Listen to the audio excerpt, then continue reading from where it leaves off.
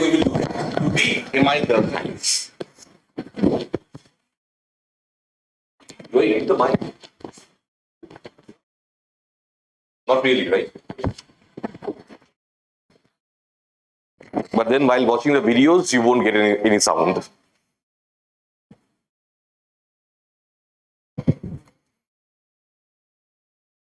हाँ ठीक है. इस क्लास में साउंड है ना, मतलब वीडियो शो करना या इवनिंग बैच में शुरू होगा. Speaker is also there. ठीक है. See, as a methodology, positivism is the first methodology that was applied here in sociology. And who did that? The first thinker whom we are going to study, Emil Durkheim.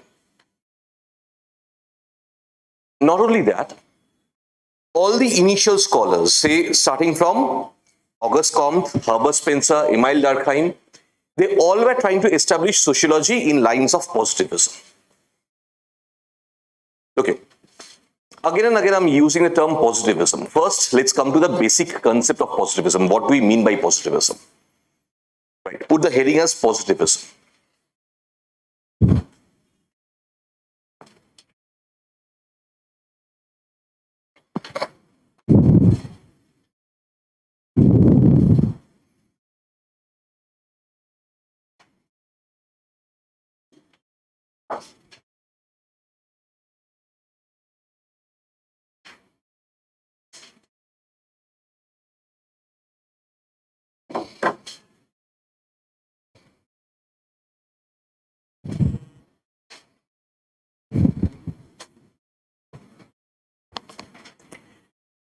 Let's write down one or two sentences about positivism.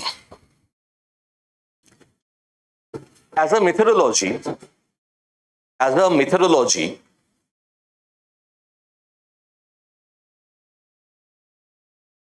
positivism came from philosophy to sociology. Positivism came from philosophy to sociology.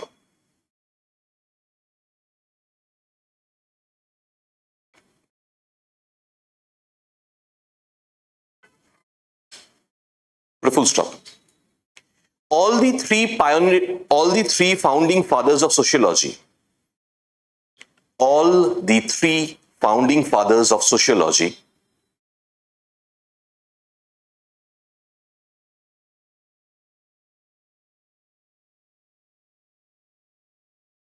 comma, starting from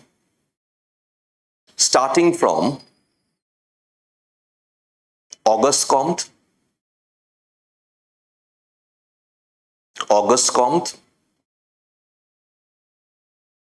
to Herbert Spencer,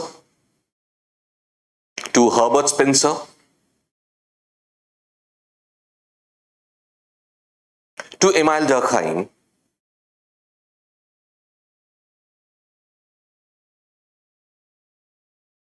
believed in this philosophy.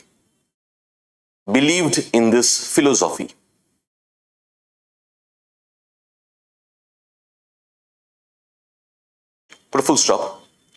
The basic premise of positivism is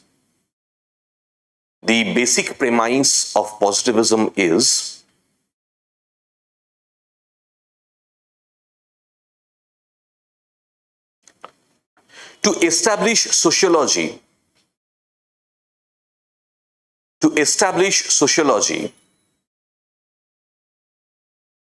as a subject of science,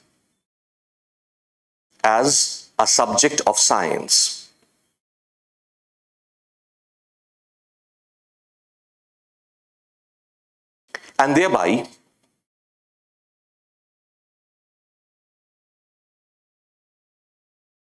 to concretize the subject matter of sociology,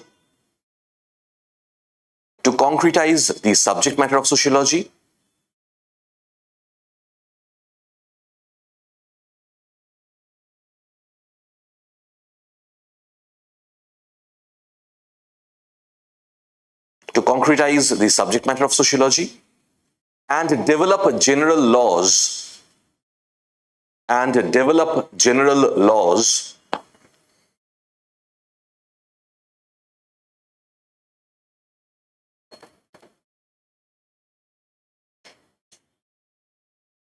in sociology.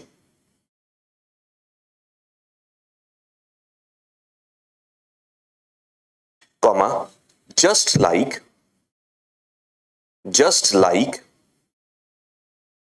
in case of, just like in case of the natural sciences, the natural sciences.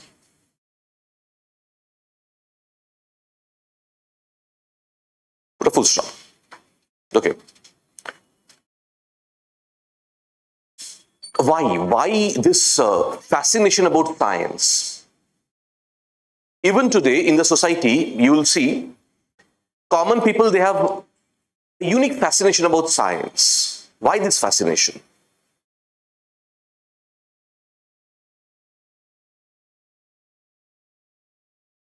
Forget about engineering, forget about being a doctor. First of all, let me tell you, an engineer is not a person of science.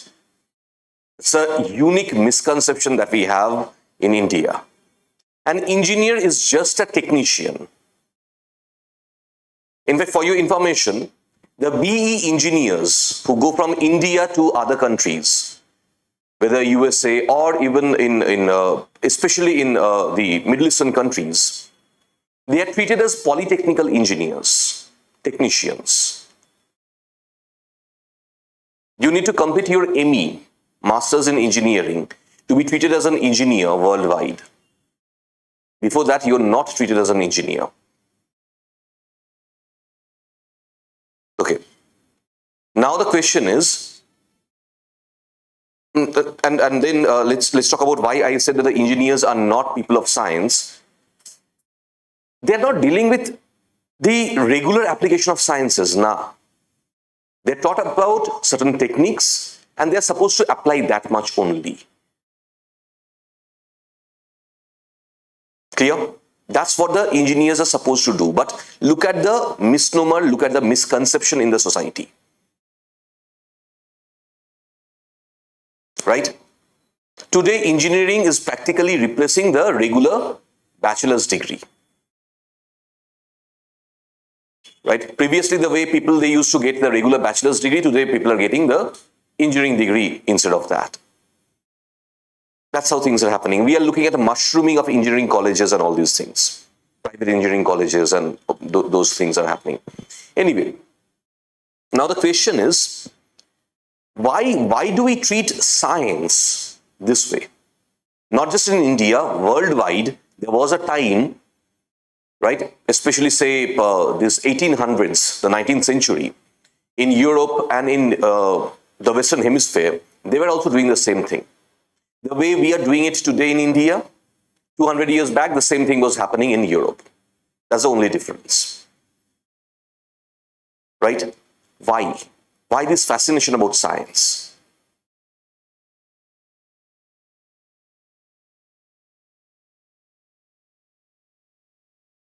Out of everyone, you should be able to answer this question. Think.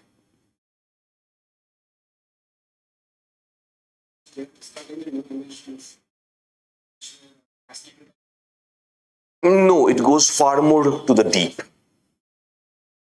If you talk about invention, invention is not happening only in the field of sciences. Why? That's the question. Why this higher prestige or why this higher status as such?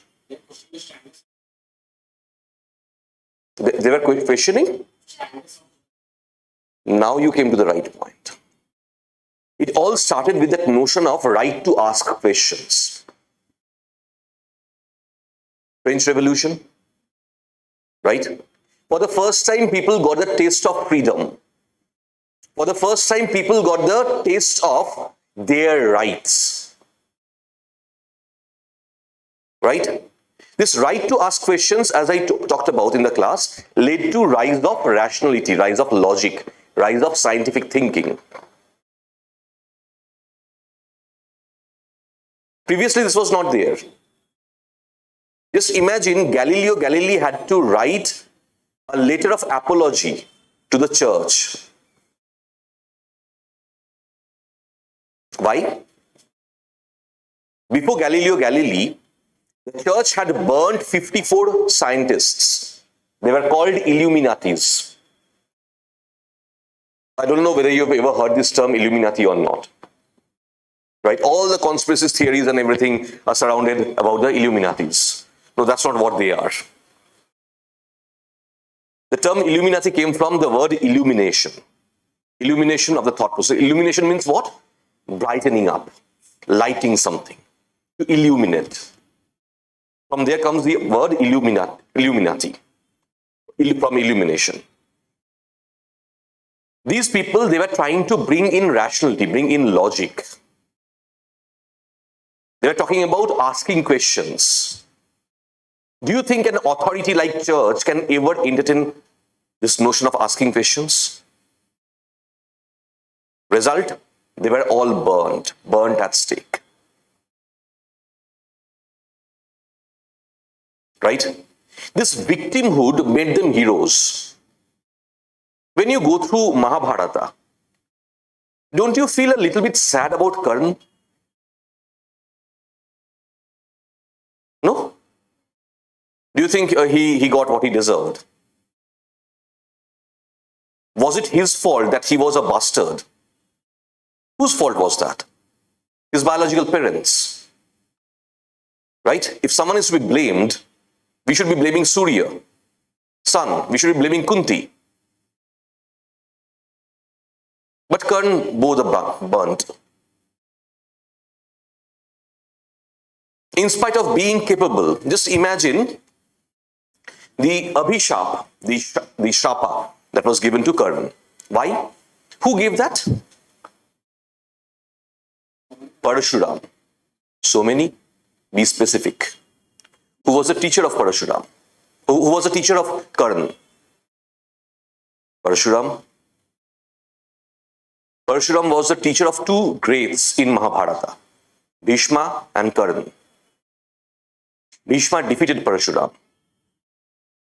When Bhishma defeated Parashuram, it was the time of Amba, Ambalika, Ambika. Right? Amba, since she accepted that she loved someone, so Bhishma ultimately released her, allowed her to go to the lover, but the lover didn't accept her back. Now Amba came and asked Bhishma to marry her. Bhishma refused because Bhishma took an oath that he'll never marry in his life. When that thing happened, Amba, she went to Parashuram, the teacher of Bhishma, to give her justice. Parashuram challenged Bhishma but got defeated instead. Parashuram became happy that no, my student has learned properly, and he blessed. But Amba, to take the revenge, she killed herself and she was reborn as Shikhandi. Right?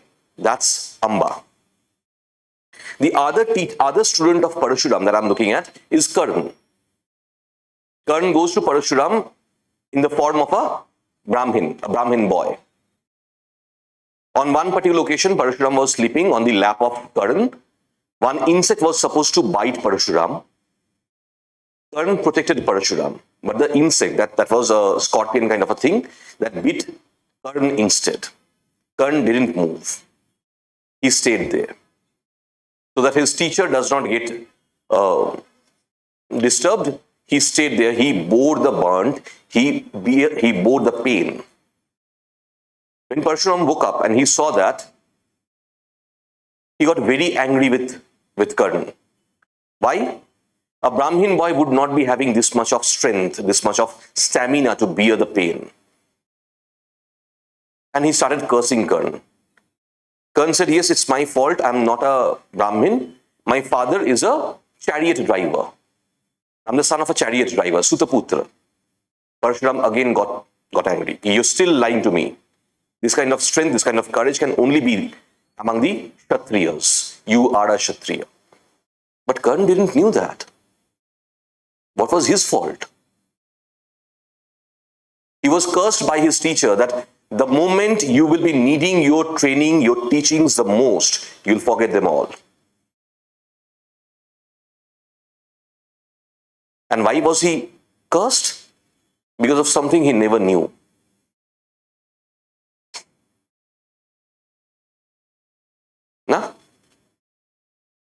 we all feel somewhat fascinated, somewhat emotionally attached to Kern.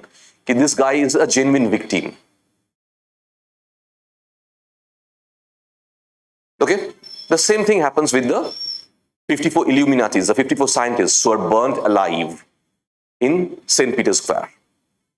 Just imagine that place, St. Peter's Square, or that place in Italy called Vatican, the kind of things happen there. The first Pope, St. Peter, when he went to Europe to propagate Christianity, he was burned alive there.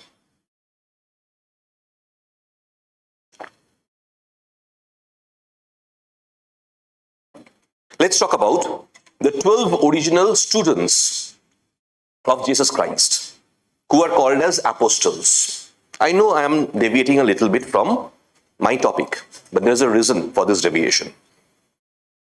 What I'm doing is I'm trying to show you how the society works, how the emotions and all these things of the society, they work. Look at those things. This is around 54 CE or so, right? 2 people out of the 12, they went to 2 directions.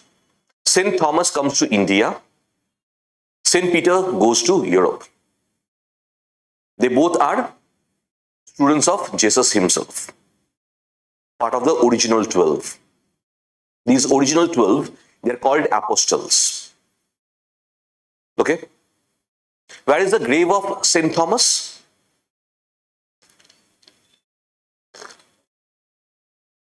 Yeah, that's Father Francis Xavier.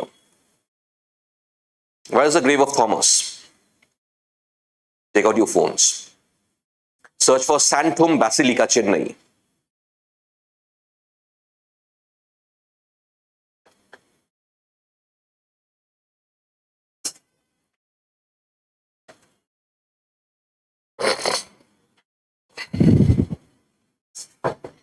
Christianity in Goa came along with the Portuguese, right? But Christianity in India is there for a long, long time. It's practically from 50s, 54 CE onwards, 50 to 54 CE onwards, right?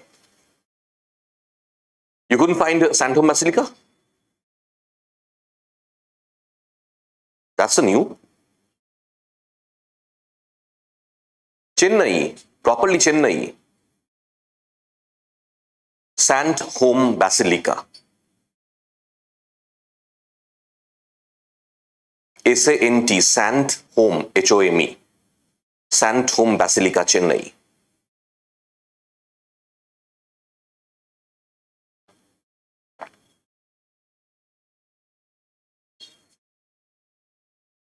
St. Thomas, his grave is there. Just imagine, this guy died 2000 years back. For 2000 years, his grave is protected and preserved in an area which is Hindu majority. That's India. Clear? And when I'm looking at Europe, what do I see? 2 people. One came to India, the other went to Europe. St. Peter. What happened with St. Peter? Exactly the place where the Vatican Palace is. It's on a mound, on top of a hill. On top of that hill, St. Peter was burnt alive. So tell me what happened with St. Peter. Or tell me about the attitude of the people of Europe. I can never accept that those people, they were ever open-minded. No, they were not. They were always very close in their visions, in their views. And just imagine, the very place where St. Peter was burnt, now this time the church, right? The seat of Christianity, what are they doing? They're burning 54 scientists there, the Illuminatis. Clear? Just take out your phone, again search for the burning of the Illuminatis in St. Peter's Square. The burning of the Illuminatis in St. Peter's Square.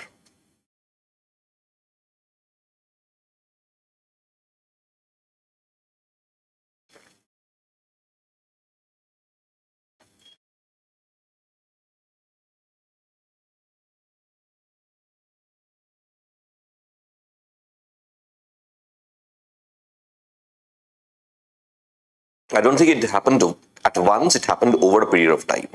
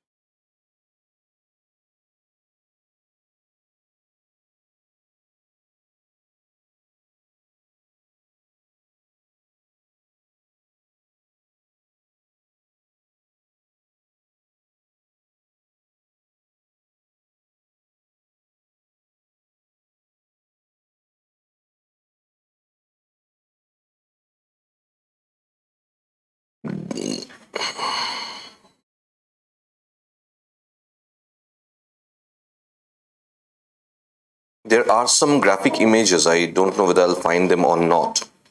Some artists' paintings and all.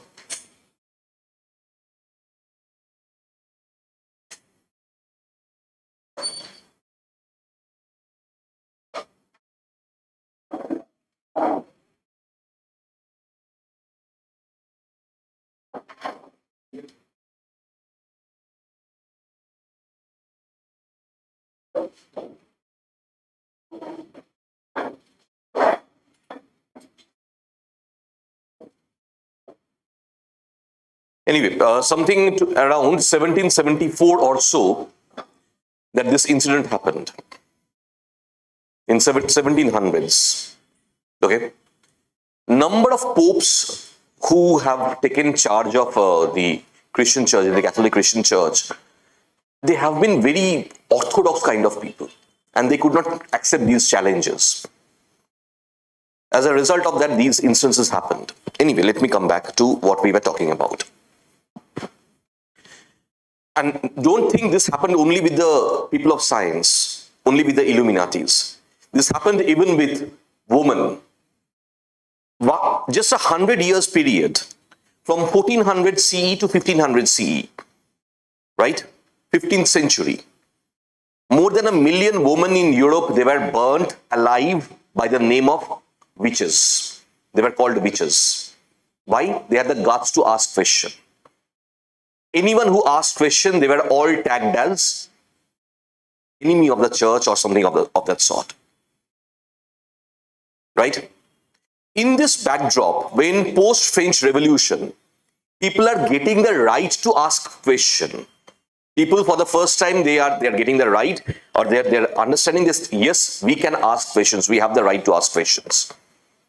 Tell me what that meant for the common people. How would be the feeling of the common people? They started looking at science as hero.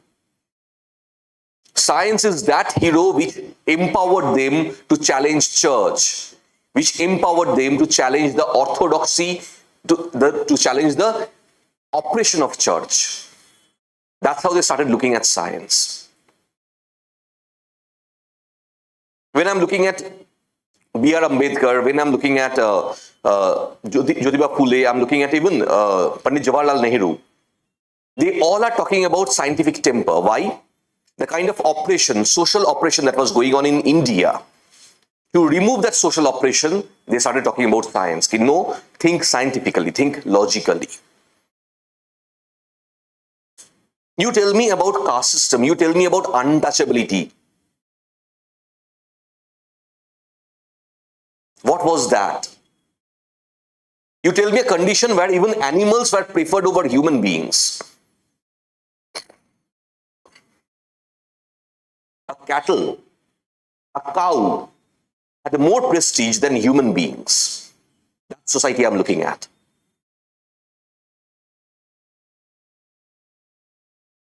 And who or which particular stream is empowering people in this backdrop and helping them to come out of this orthodoxy? Science. As a result of that, science was looked at as a hero, heroic science. Whether in Europe during that period, 1800s, or in India even today. Clear? So that's how I'm looking at the society framing its ideas, the society making its move. Clear? Now, naturally, a society which has started cherishing science, which has started looking at science as a hero, what will happen in that society? Any new thing, they will try to make it in the line of sciences, natural sciences. Nah? So is it very weird that these people, Auguste Comte, Herbert Spencer, they all were trying to establish sociology as a subject of science? Right? Even in philosophy, the way positivism was on the rise, was it really weird? No, it's not.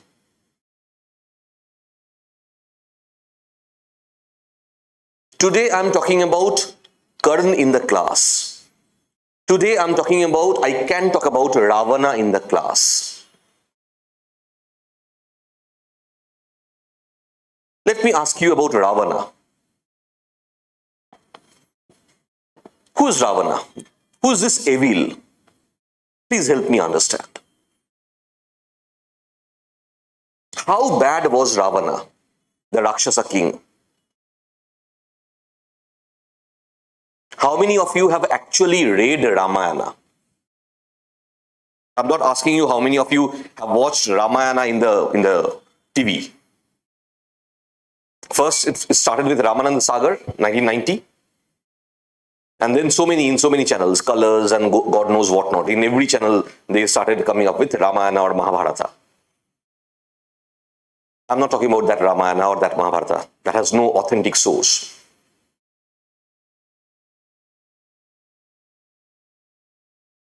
Have you read Malla's Ramayana? No. It's one of the first feminist versions of Ramayana. Starting from here, Andhra Pradesh. People talk about Devdutt Patnaik. Devdutt Patnaik is so young. This feminist tradition in India, it has a long root.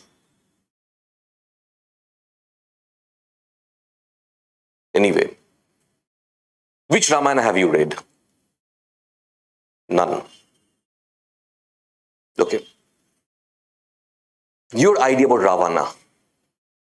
Just let me ask you a few questions. May I?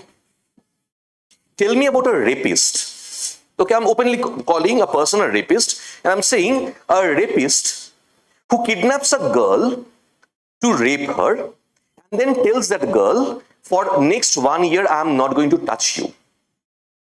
I'm going to allow your husband to rescue you. After 1 year, I'm going to marry you. That's a rapist.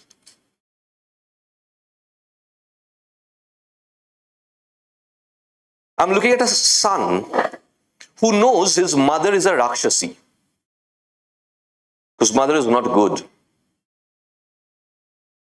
But then that son says, doesn't matter, she's my mother. No one should have the guts to raise a finger at her. It's not that he accepted all the wrongs of his mother. Nah. He himself used to scold his mother like anything. But no one else had the right. Nah. He tried to rectify the mistakes of his mother. But others, they never had that guts. Not in front of him. He knew his sister is also not right. But then he says that no one has the right to chop off the nose of a woman. That's not done. Just not done. What kind of patriarchal barbarism is that? And he decides to punish the perpetrator. Perpetrator of that violence against a woman. That is violence against a woman. Chopping off the nose of some woman. I'm looking at a person who knew that his wife conceived before marriage from someone else. Then he says, doesn't matter. She's my wife now and no one should be able to raise the finger at her. Why? She's my wife. I'm standing behind her. The boy who's born, he says, doesn't matter. It's not the fault of that boy. He knew nothing. Just compare with Karn. Karn faced every burnt possible by the society. Disowned by the mother and everything. Here again I'm looking at a bastard. But the father, not the biological father. The legal father says, doesn't matter. Maybe he is not my biological child. But I am standing behind him. Let's see who can touch him. Who's that boy? Indrajit. That adopted father trains the boy, builds him in his own image. Tell me about a Rakshasa who's the dearest one to the mother goddess. Now I'm taking up a story from Krittivasa Ramayana, written in Bengali. What is the story? The story says that Ravana was too close to the mother goddess. The mother goddess, she was sitting there in Singhala. Right? Singhal is the kingdom of Ravana. As Devi Singhika. Who's Singhika? Durga. The rider of Simha or lion. Right? Till the point of time, she allows no one can kill Ravana. To kill Ravana, you have to please the mother goddess. You have to take her blessings and then only you can kill Ravana. Problem, who will please the mother goddess? To whom will the mother goddess listen to? Rama made every effort, failed. Rama goes to Brahma. Requests Brahma, can you be the priest?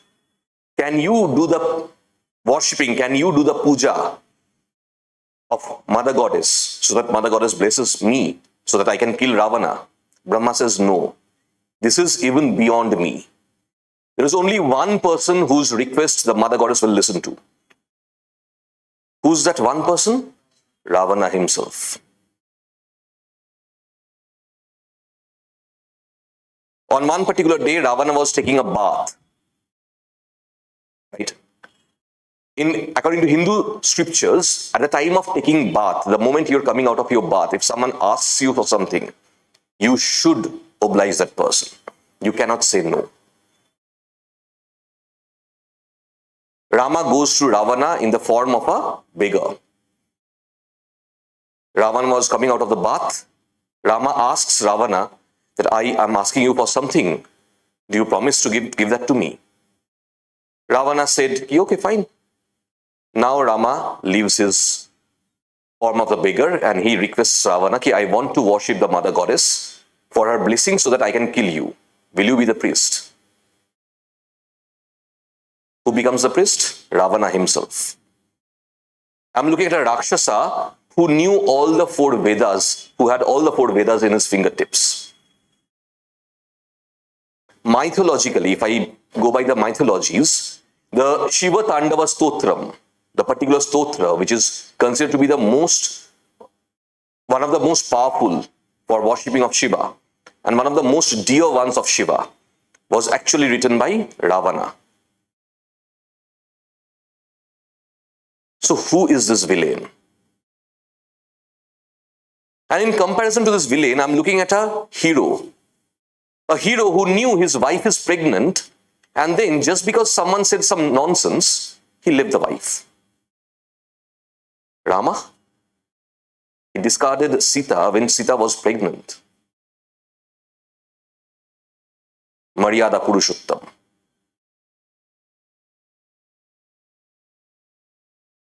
Now I can say all these things. Why? To say all these things, I had to go through at least 42 Ramayanas. How many Ramayanas you have ever heard of? The Ramayana you watch on the movie?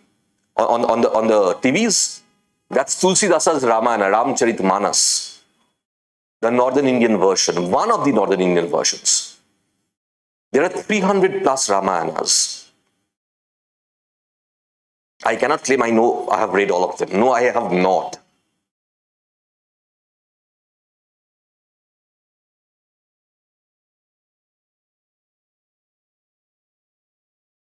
Right? I can do this today. I can talk about all these things today. Why? Practically, science has allowed me to do so. Or else, in my culture, in our traditions, I being a Kshatriya, I had no right to touch the scriptures. I never hide my surname or anything of that sort. I am Bose. That's my surname. I am a Kshatriya. So, but technically speaking, I cannot touch the scriptures. If I go by the tradition, if I go by the convention. But I have studied them. I have studied the Vedas as well. I'll be bringing the Vedas for you. I'll be getting the Manu Smriti here in the class, Manu Samhita here in the class for you. We need to know them at the time of studying stratification and caste system. I want you to know those things by heart so that you can use them in your answers. And I don't bother which particular caste you come from. You all have that right. How can I say that? Science is allowing me. Scientific temper is allowing me. Or else there was a time when, even by saying this, I could have attracted death penalty.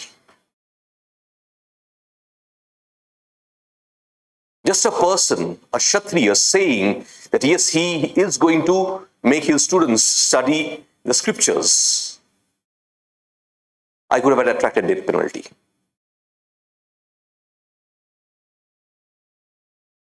So tell me about the change in the structure of the society here. How that change happened. Who made that change happen? Science. Science and scientific temper. Now do you realize why science, during certain generations, it's given that heroic image? I'm looking at a section in India, Gujarat, 2018. Do you know what I'm looking at? A boy of 21 years. This boy belonged to, in one of the villages in Gujarat, this boy belonged to the oppressed castes category. The boy, on his 21st birthday, he started asking his father for a horse, white horse. In Western India, Gujarat, Rajasthan, Punjab, Haryana as well, we still have horse farms there. Right? Forget about what the British said. The Indian horse variety called Marwari horses, they're really great. Okay? There's an Indian horse variety as well called Marwari horses. When the Britishers came to India, they looked at the Marwari horses. The Marwari horses can move their ears. The Britishers thought that's weird. And they started categorizing Indian horses as bad horses. Marwari horses were excellent for warfare. Chetak, the horse of Maharana Pratap, was a Marwari horse. Marwari horses are known to have extremely high level of stamina and they can gain speed at a short pace. Uniquely built for warfare. Better than the European wheeler horses. European wheeler horses are good for racing purposes, not for warfare. Anyway, now when I'm looking at this particular area, naturally because, and I don't know whether you know this or not, Asia's largest cattle fair takes place in Surajkund, Haryana. So in that area, camels, horses, they're properly sold in the cattle fairs. And this boy started pestering the father, I want to buy a white horse. The father warned him, the father told him, see, we are lower caste people. Right? If you buy a horse, the upper caste people are not going to like it. The upper castes are majority, the Rajputs are majority in that village. Jadejas are majority in that village. Right? Gujarati Rajputs, Jadejas, I'm looking at. They are majority in that village. The father tried to warn the boy didn't listen. So what happened? He purchased a horse. 5 lakh rupees or so, he purchased a white horse. Right? The Rajputs, they warned the boy, don't ride the horse. You're a lower caste, you have no right to ride a horse in front of us. The boy didn't listen to. A 21-year-old boy, full of passion. What did the villagers do? What did the Rajputs do? Lynched him. That's the country I'm talking about. 2018, 2018. You want me to believe that all the tortures in the name of caste system is gone?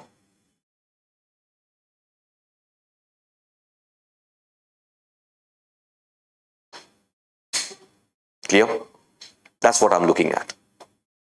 Anyway, in that backdrop, if we are being able to talk about the scriptures so openly, if we are being able to critically analyze them so openly, if Devdutt Pattanayak, he's a Pattanayak, he's not a Brahmin. Pattanayaks are Kayasthas, Vaishyas. If Devdutt Pattanayak has the right to write about the Ramayanas or Mahabharatas, I'm not talking about Amish Tripathi, he's Tripathi, he's a Brahmin. But when I'm looking at Devdutt Pattanayak, he's a Pattanayak. He's a Kayastha, he's a Vaishya. And a Vaishya is writing about the scriptures and is not being punished. This tolerance in the society came only because of science. I cannot deny that. Do you realize what I'm doing? I'm making you understand the theory in the backdrop of what's going on right now. Don't just read the theory. Apply the theory on the ground. That's sociology. That's the nature of sociology. Clear? How many of you have ever heard of Devdutt Patnaik? No one? Who are you people? You're good boys and girls who don't watch movies. You watch movies. May I ask you about movies? Oh, sorry, I don't know about the Telugu movie industry. I'll be asking about Hollywood or Hollywood you watch? Okay. Because Hollywood movies are actually good. Number of Hollywood movies are there which are actually good. Right? This Illuminati incident that I talked about, just a while. No, this was not there.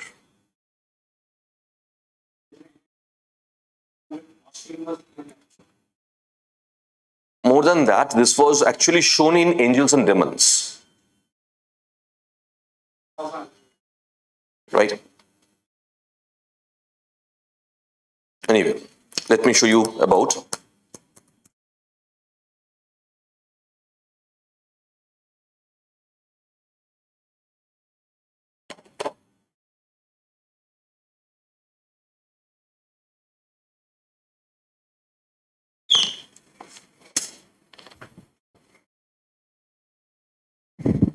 This guy also keeps on poking the so-called traditionalists like anything.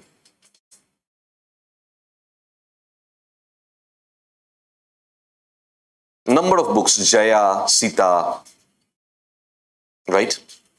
Ravana. There's one book on Ravana by him, right? I think this is something he wrote today.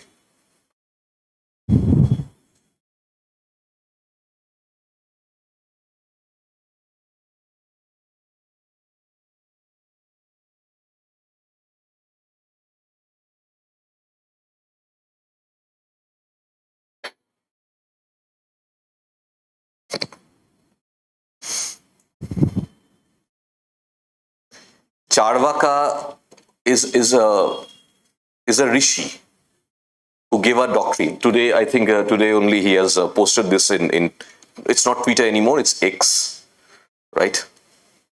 You can see. This has been written in X, right? So he has messaged it on X, okay, 4 hours ago. Dumping Charvakas are the communists. This guy, he unnecessarily keeps on poking people. Anyway, but he's a Kayastha, Patnaik. Navin Patnaik, the present Chief Minister of Odisha, right? Janki Vallabh Patnaik, JB Patnaik. So the Patnaiks are Kayasthas. Patnaiks, Mohantis, they're Kayasthas. They are not Brahmins or Kshatriyas. So just imagine, here I'm looking at a Kayastha who is writing about the scriptures and also poking people from time to time without getting killed. That can only happen because of scientific temper. Tolerance which is rising because of scientific temper. Clear? Anyway, let's come back. So now tell me why positivism was on the rise. Why are we looking at this philosophy? That same thing. The society was looking at science as heroic science. And in that backdrop, practically everyone was trying to establish sociology as a subject of science. And that's how I'm looking at how positivism would enter the arena of sociology as the first methodology, as the first effort in sociology. Clear? Let's write that.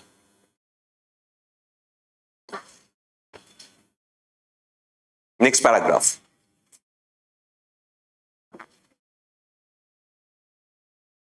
This is a time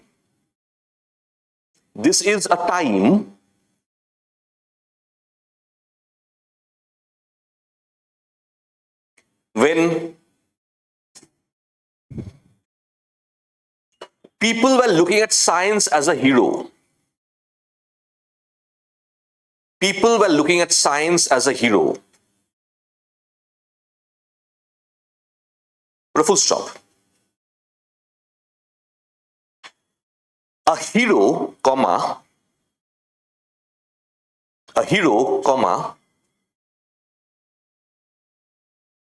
which can save them,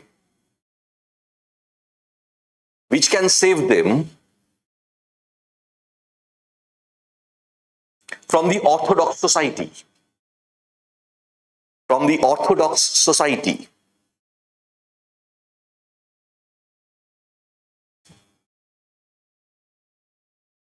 or which provides them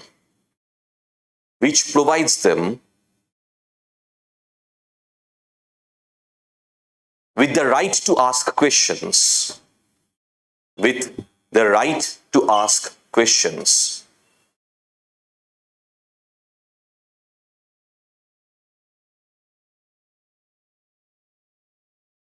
Put a full stop.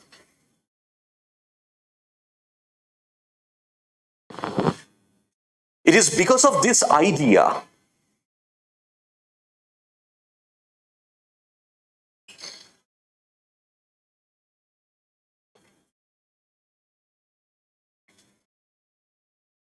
that positivism as a methodology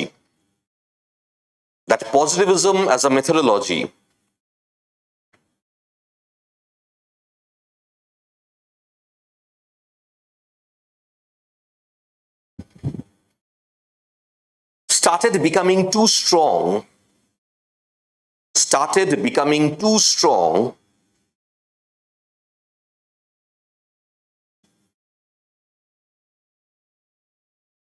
in the field of philosophy,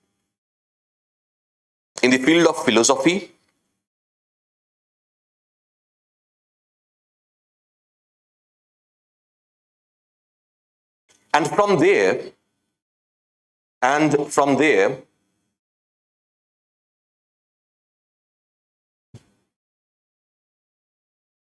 it would be introduced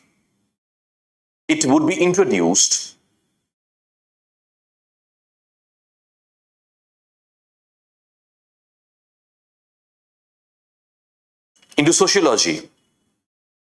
sociology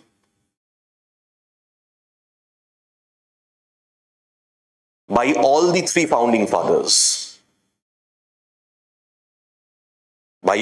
three founding fathers. Put a full stop. Next paragraph.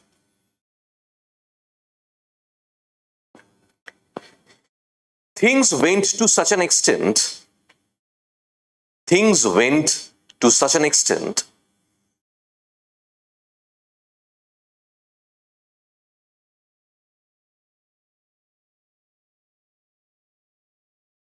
that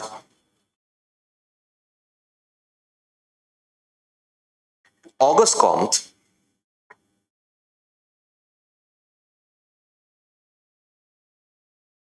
started talking about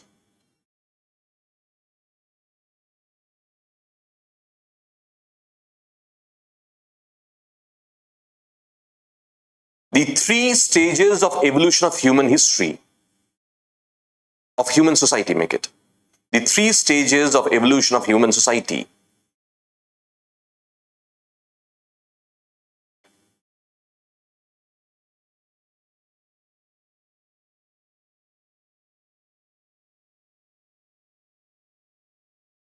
And called the last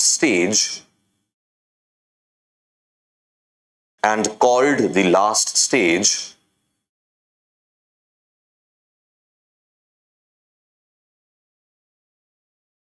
as positivistic stage. Do we remember that diagram of Auguste Comte? We were talking about evolution of sociology, the way Auguste Comte was talking about. No. Theological stage, metaphysical stage, positivistic stage. Let me show you. Wait a minute.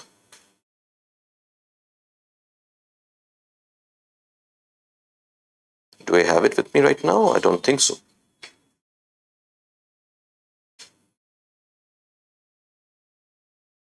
No. I don't have that PDF with me right now. Do you have that notes? There should be a handout. Take it out at least.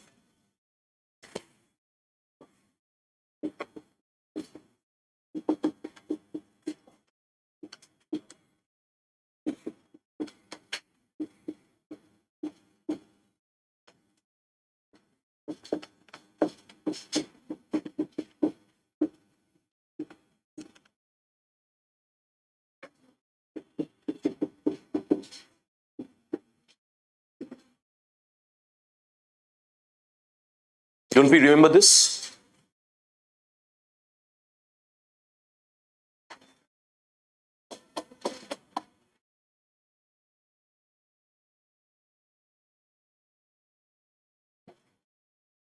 I'm looking at so many faces and they're completely blank. Why? You. Since which class you have joined, ma'am? Monday, this Monday. Do collect all the previous notes at least. And there should be the videos as well. Ask them for the videos. Right? All those classes that you missed, do get the notes and also the videos of those classes. One more thing. That does not mean that we are not going to cover them again. From July onwards, again, the classes will start. Right? Attend the initial classes. Right? Even right now, go through those notes, go through those videos. You have any doubt, note them down, bring them to me. Right? That too we can do right now. You have both the options. Clear? Come back. Ma'am, about you. From which class did you join? No, not her. You, yeah. Don't look back. Yes, ma'am, you. From the first class only. This should be there with you. Right? Anyone who never saw this thing? Never saw this image? Right? From which class are you there? Are you here, ma'am? Yeah. Yesterday. Then obviously you would not be knowing it. Okay, fine. Doesn't matter. Then do one thing, look at their notes. It should be there. Right? So Augustcom says that human society evolves into 3 stages. The first stage where people, they would attribute everything to God. Rainfall happens. Why rainfall happens? God causes rainfall. Indra causes rainfall. Right? There is massive cyclone. Why cyclone is taking place? Gods are angry with us. That's why Pavan is causing the cyclone. Right? So all these things, whatever it might be, we would attribute, or people would attribute everything to gods. That's theological stage. The next stage is where people, they would start thinking philosophically. They would be talking about the ultimate truth.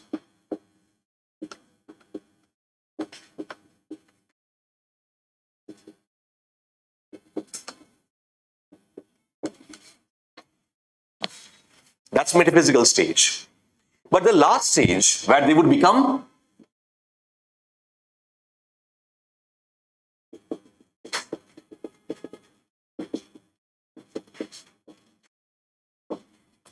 scientific in temper. That's the last stage, no? Positivistic stage. And who gives us this?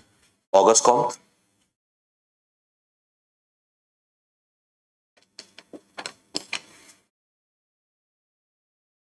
Clear?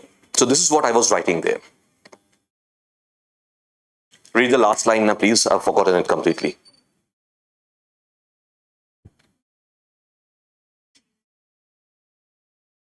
He would also continue writing. Come back to the dictation, ma'am. He would also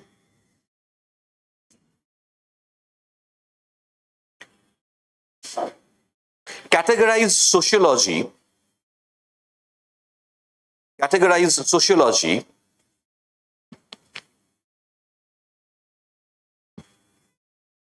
at the apex of all these sciences, at the apex, spelling of apex, at the apex of all these sciences, this is what you were talking about, ma'am. This is what you were talking about. This is hierarchy of sciences. Those who have joined new, don't bother. Let me draw the diagram for you on the board. Auguste Comte is the one who actually gave rise to sociology as a subject. Okay. He says that at the base of all the sciences is mathematics.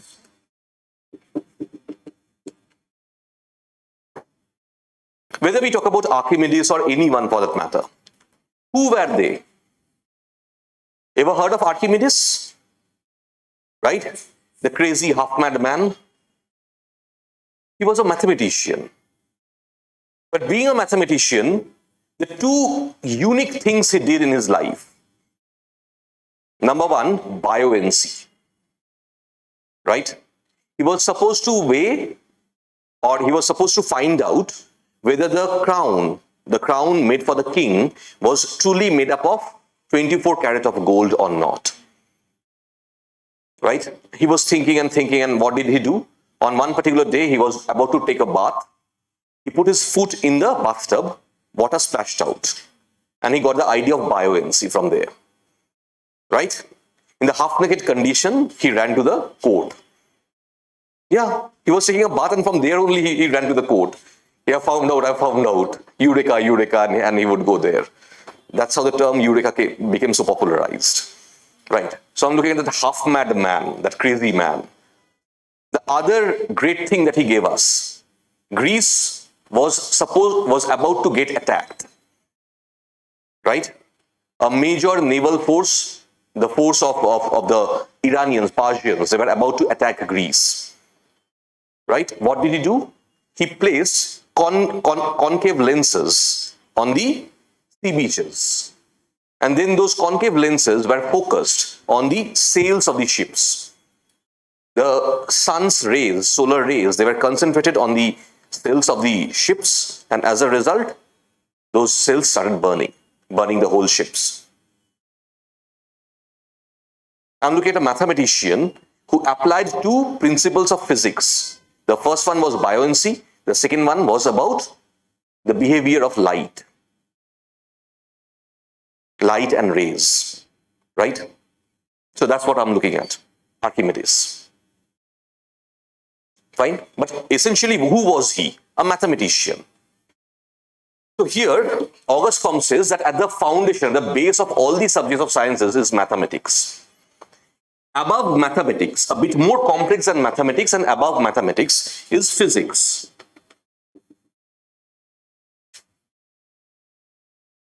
In physics, what do we do? We talk about the matter, material, and all these things, right? But how does that matter behave chemically?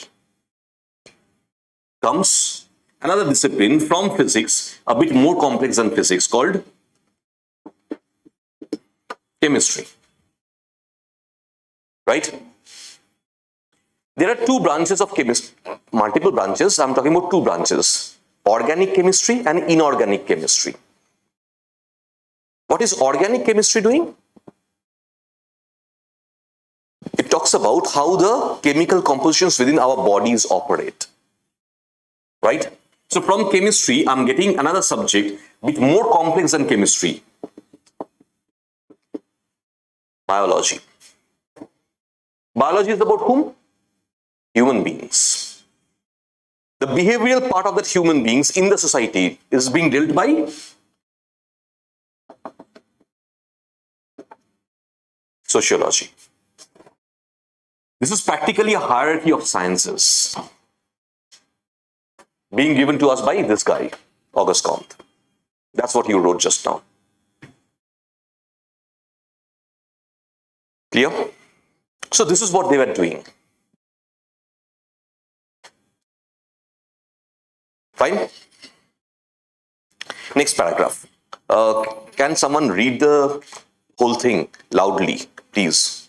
Read it loudly. Here, whatever we have written from the beginning.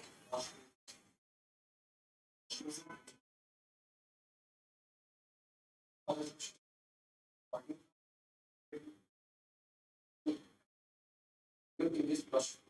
The basic premise of positivism is to establish sociology as a subject of science, thereby formulate the subject matter of sociology and develop general laws on sociology, just like in case of natural science.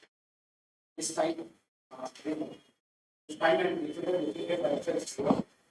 The hero, which can save them from orthodox society, or which provides them with the right to ask questions. It is because of this idea that positivism as a methodology started becoming too strong in the field of philosophy, and from there it will be introduced in the sociology by all the three founding fathers. Things went to such an extent that August Comte started talking about the three stages of evolution of human society, and all the last stage as positivistic stage. He would also categorize sociology as the effects of all the sciences. The same tradition, put a full stop, then write. The same tradition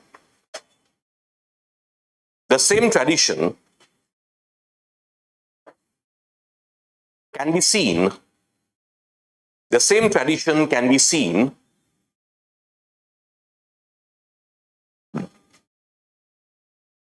in the works of Emile Durkheim as well.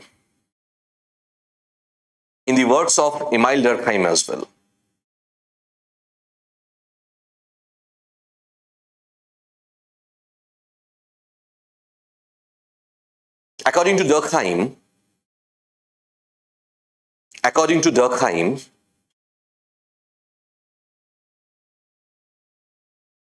from philosophy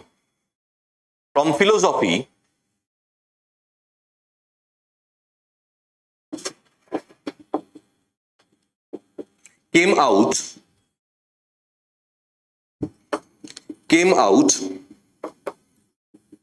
two branches of sciences.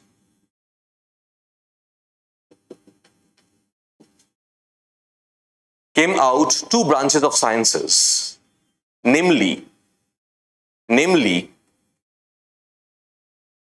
the natural sciences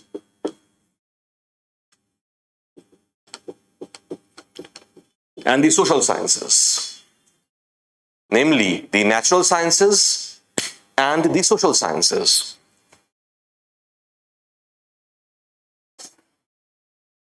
The natural sciences like physics, and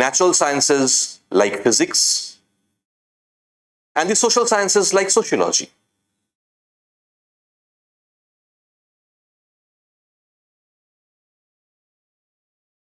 But in nature,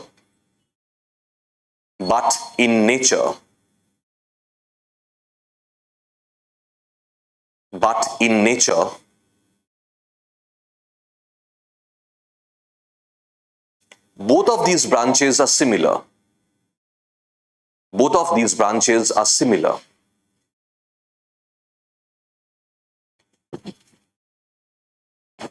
Put a full stop, end it. Right? See, these people, they actually gave us some features of positivism as well. Right? Let's write down those features. Put the heading as features of positivism as we understand.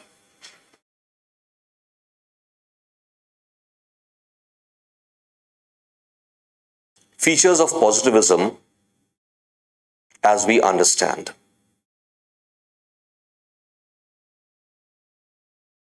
Number one, I'm intentionally writing point wise. Okay.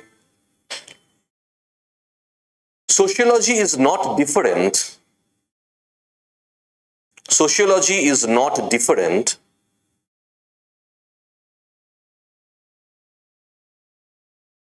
from natural sciences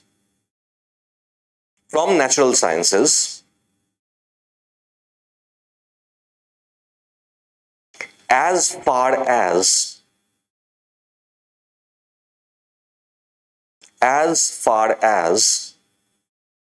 the method of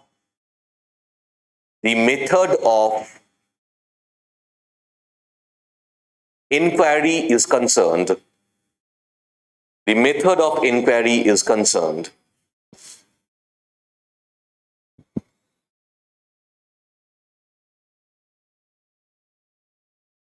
inquiry is concerned.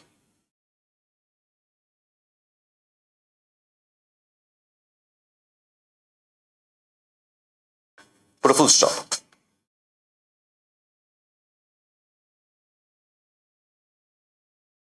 Number 2,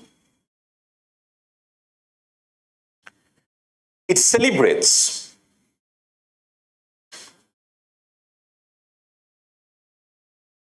it means positivism. Okay, it celebrates objectivity and value neutrality. Objectivity and value neutrality.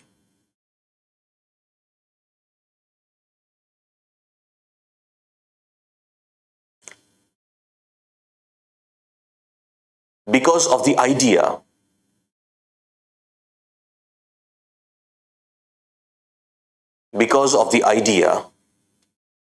that without objectivity,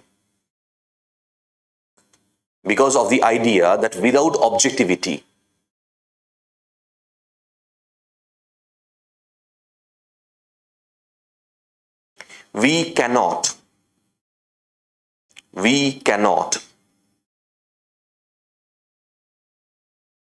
see the true picture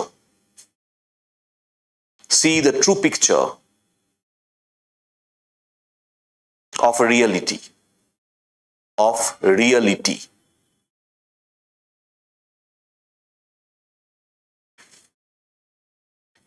Number 3,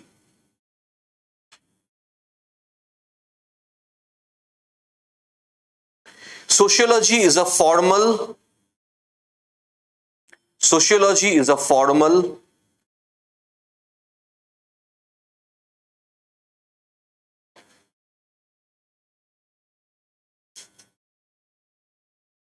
organized body of knowledge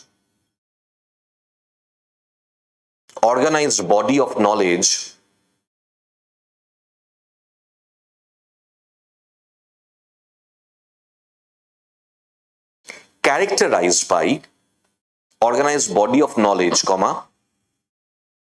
sociology is a formal, organized body of knowledge, characterized by specialized skills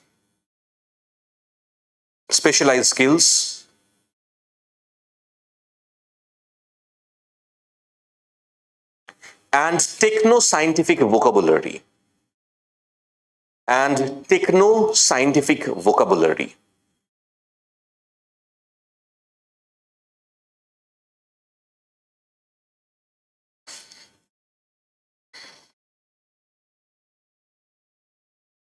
Next point. This will be point number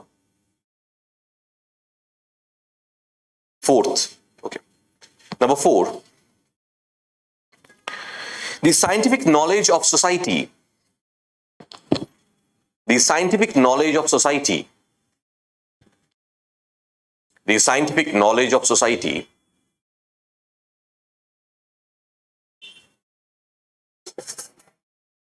Can be used. The scientific knowledge of society can be used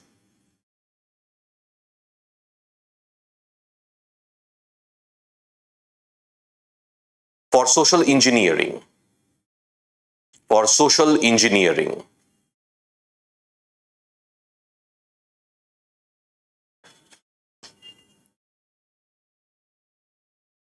Number 5.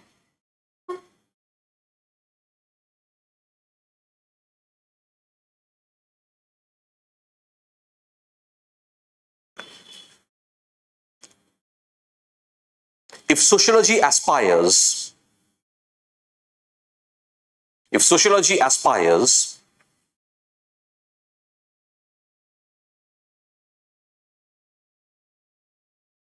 to be a subject of science,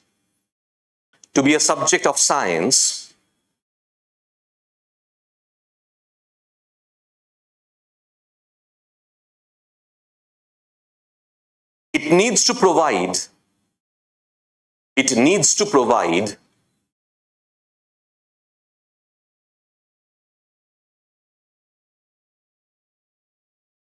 some surety,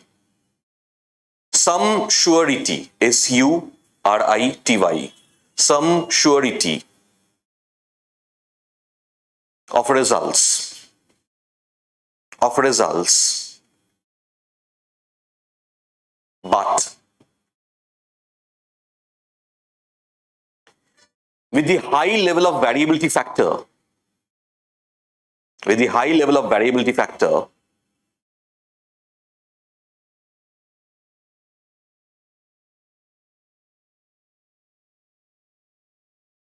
in the society, comma, with the high level of variability factor in the society, comma,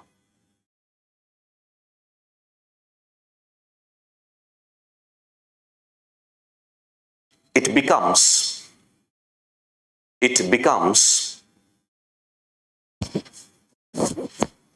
an extremely big challenge,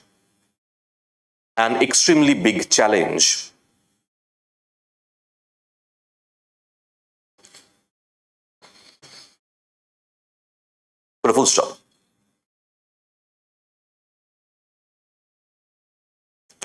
It is in this backdrop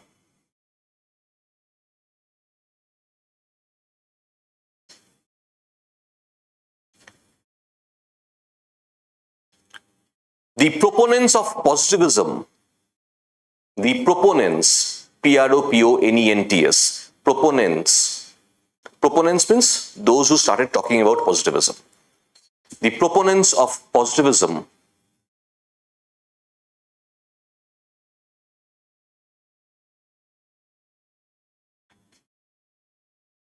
started to prescribe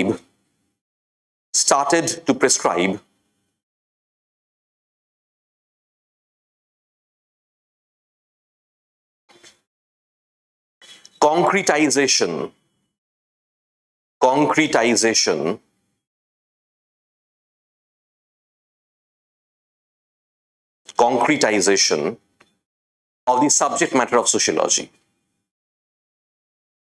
of the subject matter of sociology,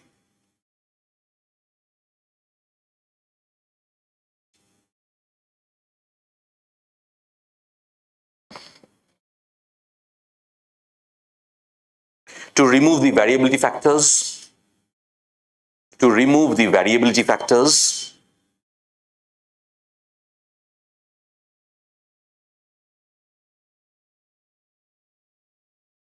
and reduce the level of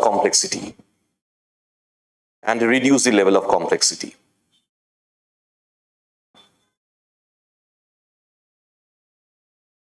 Point number 6.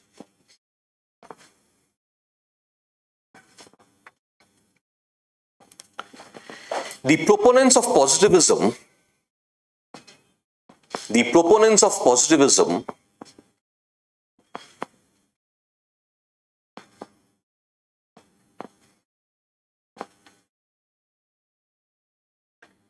lobbied heavily, L-O-B-B-I-E-D, lobbied heavily,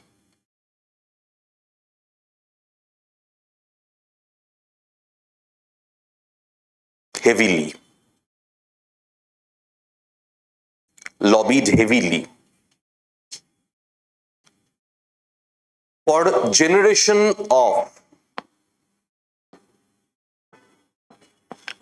generation of general laws.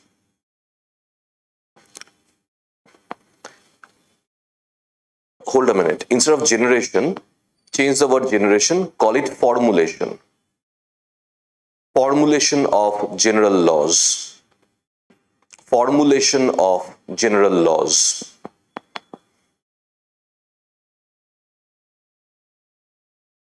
Just like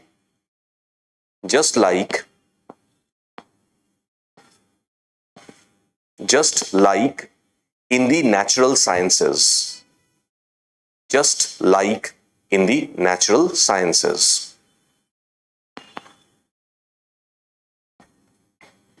Put a full stop. Next paragraph. No, this is a last analysis. Of all the features mentioned above,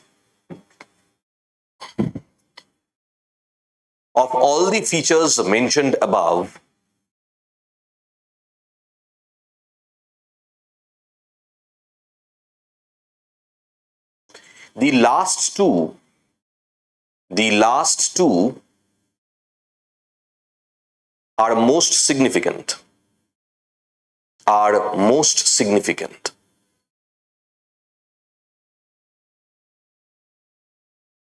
Put a full stop. Just go through it. Go through what you have written down.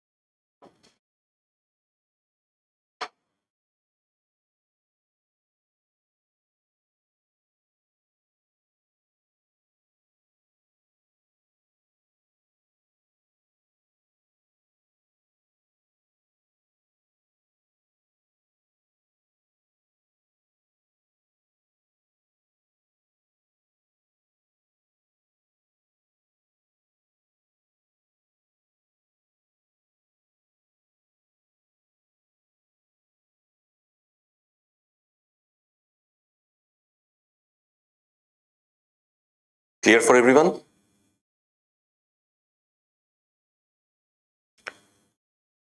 Two people who are new to the class. Let's talk about the points. Let's discuss these points. Who will help me to understand these points? What's the first point?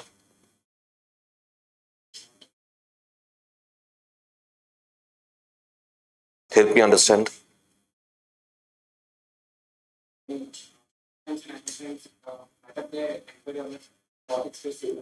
What is that? What is that method?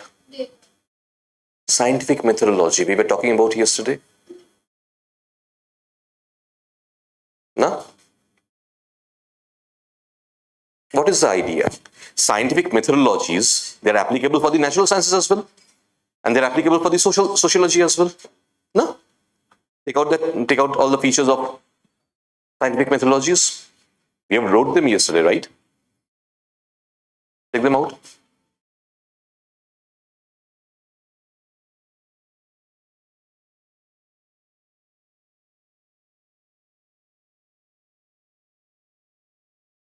Science, scientific method, and its critic. Clear?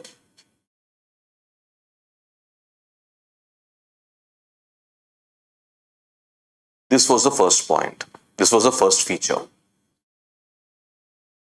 What is the feature number 2?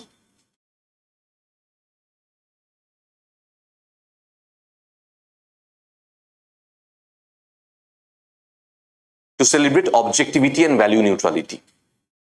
Within scientific methods only, you have seen that without objectivity, it is talking about objectivity in research, right? Without objectivity, how can I see the true picture?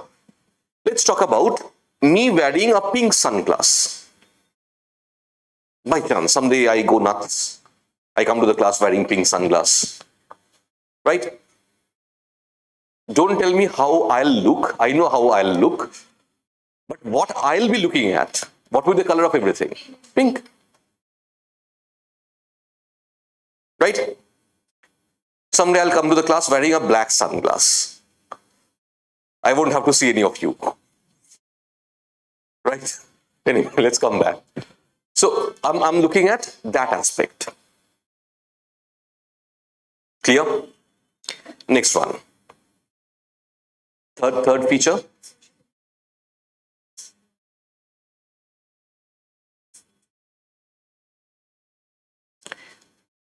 You tell me about, I know the two new people, they would be having problem here. Bear with me for 2 minutes. I'll simplify this point for you people. But for those who were here from the very beginning, tell me about sociology and common sense. How is common sense different from sociology? Why in sociology we discount common sense? Absolutely. So aren't you using specialized skill sets here in sociology? When you're taking out the data, you're being objective and you are impassionately studying everything critically. Aren't you using specialized skill sets? For you people, for the two of you, see. Why is sociology, any subject for that matter, right?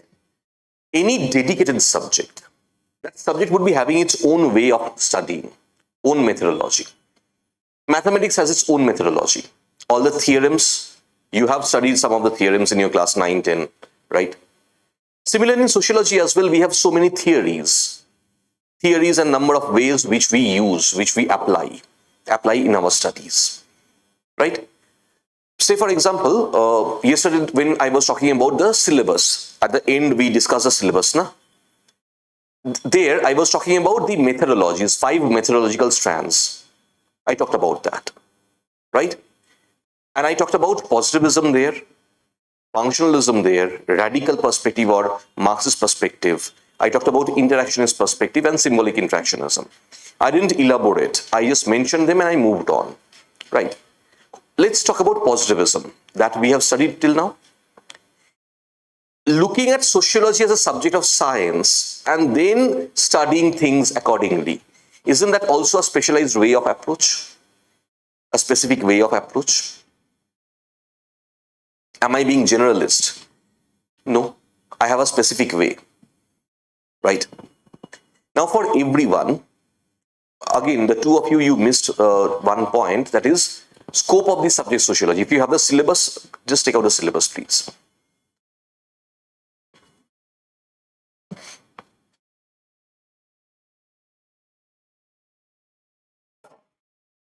In chapter 1, you'll find a particular topic mentioned there called scope of the subject sociology. Let me elaborate the scope of the subject sociology for you once again.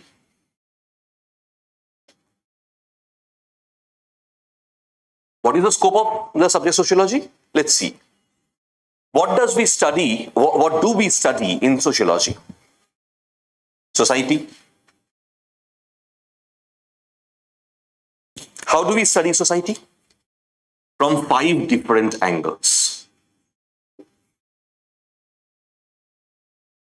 These are not only 5 different angles, these are actually 5 different entry points, 5 doors to look into society.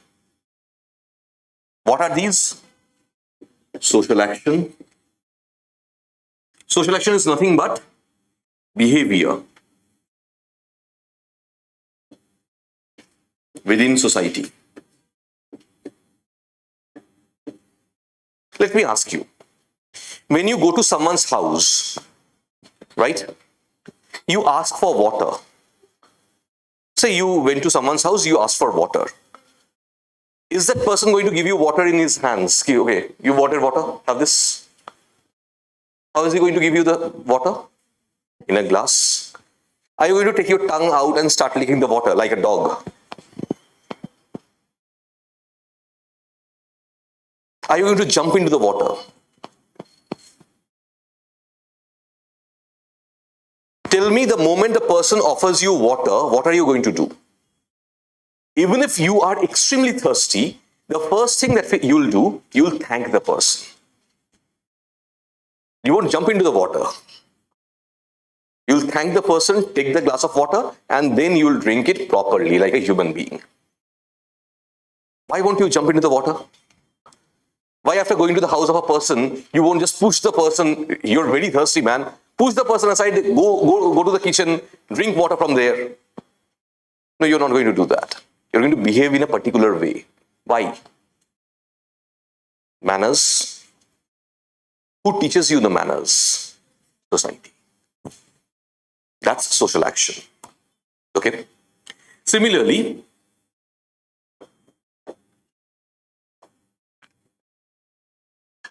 Social institutions.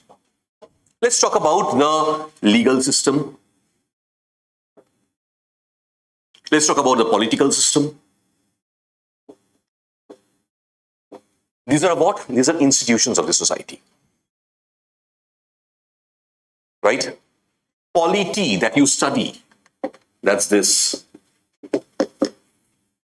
political system. Raj Vyavastha. Clear? That's polity. Similarly, there is another way of studying society, that is studying the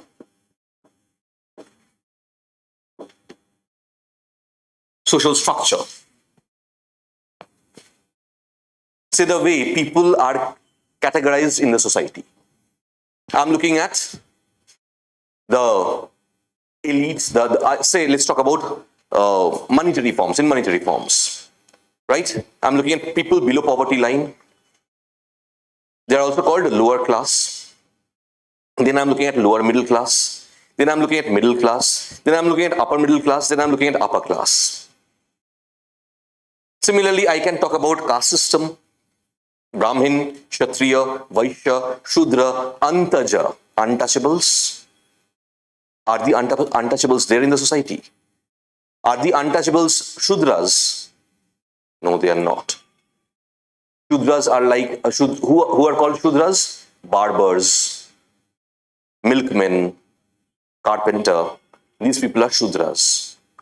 The product that they produce. Can the barber touch an ordinary person? Absolutely. Without touching how the barber is going to cut the hair. Do you think the barber knows magic? He's going to do magic. The hair is going to get cut off on its own. Something like that. No, right? So the barber has to touch the people. So the barbers are not untouchable, but they are Shudras. So there is a section who are untouchables. Clear? A separate section. So here, what was I studying? The structure of Indian society. The structure of traditional Hindu society. Clear? Social structure. Similarly, there is another way of studying. That's called social organization.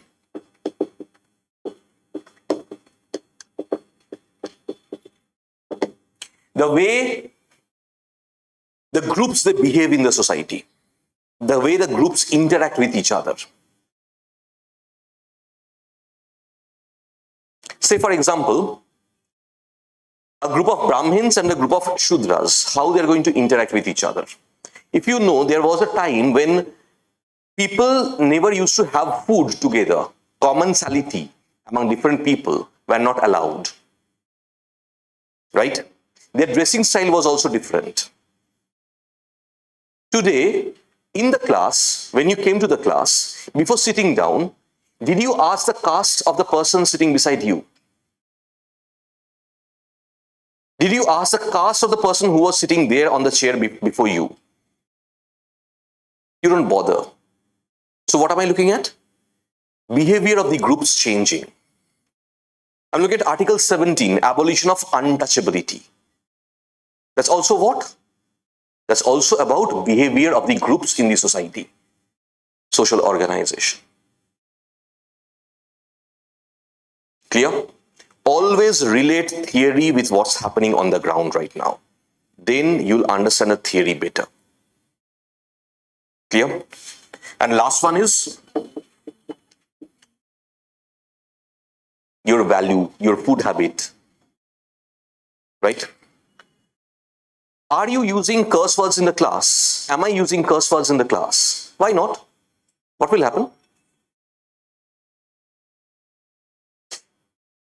More than what will happen, are we going to be comfortable if we start using curse words in the class? No, at least I would not be comfortable. Why? Culture, the value that was given to us from our childhood days. You had just opened your eyes. You were making some sound, meaningless sounds, but people were talking to you. They were telling you who's your father, who's your mother, how to respect God. Everything has been taught to you. There are values given to you by the society. The food that you eat, the food that you like, is also part of the Culture. Clear? The dressing style. That's also part of the culture. Clear? So I'm looking at that aspect as well. So these are the 5 ways of studying society. Through these 5 particular doors, we can look into the society and we can study the society. I'm talking about the scope of the subject sociology. Isn't this, all these 5 specialized ways of doing things? Now take out today's notes.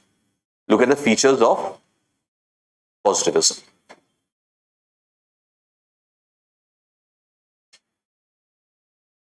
Look at the feature which talks about sociology is a formal, organized body of knowledge characterized by specialized skills and techno-scientific vocabulary.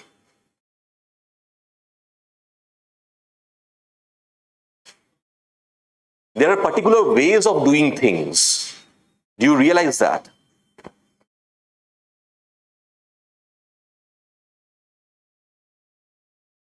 Do you know what I'm doing? Again and again I'm saying this.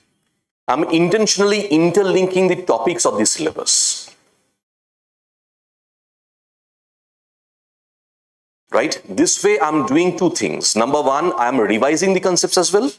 Plus I'm also making you understand why these topics are there in the syllabus. Why we should be studying, why we need to study these things in the syllabus. Clear? So that's how things are happening here. Again, let me warn you about something. Yesterday I told you, in science, once a theory is proven, once a theory is established, no one questions that theory. Not in sociology. In sociology, just because someone said something, we are not going to accept it. We would again and again asking questions on those things and we may even disprove them. Perfectly all right. Just because someone said something, so you start mugging it, don't do that in sociology. Use your brain. God has given this thing to you for a purpose. You may call me theological. Doesn't matter. Clear? So that's what I'm looking at. Come back. Now the question is, if these are the features of positivism, what are the criticisms of positivism?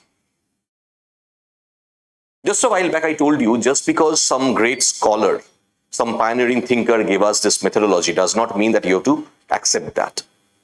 Right now I'm going to debunk it. Right now I'm going to disprove it. Let's do that.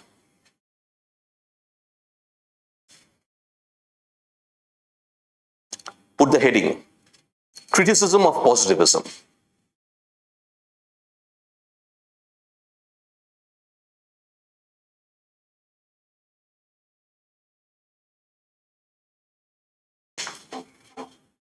Let me ask you, the moment I'm talking about something, are you making an image in your mind?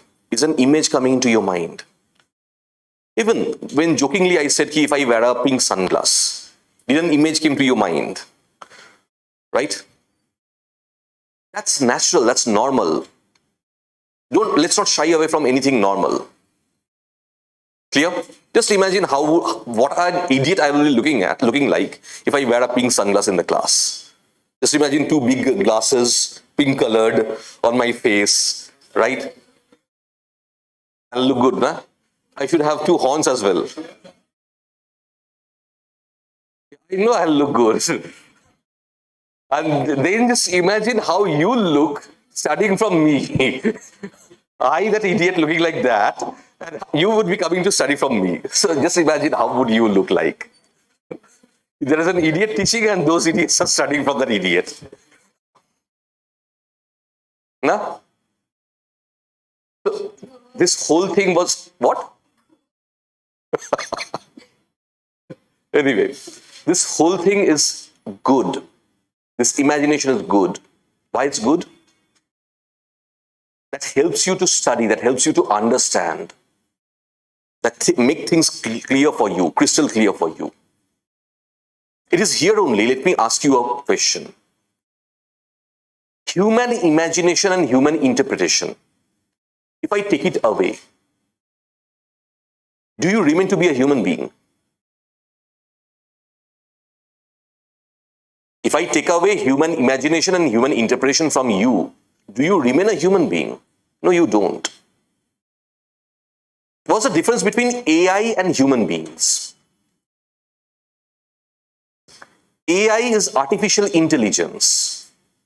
Whatever interpretation the AI is doing, it is being taught about that.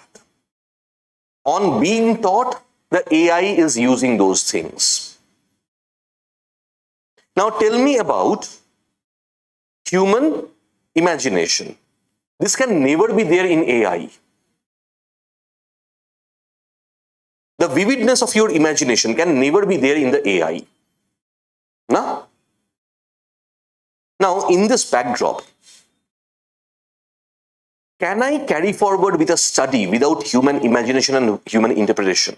Is it really possible? No, not at all. Not even in sciences, not even in the natural sciences. That's why people expect results. The anticipation is there. Clear? Let's write down this point first. Human imagination and human interpretations. Human imagination and human interpretations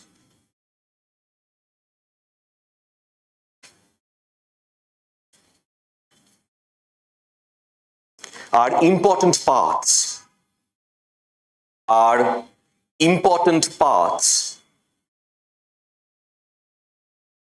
the social process, are important parts of the social process.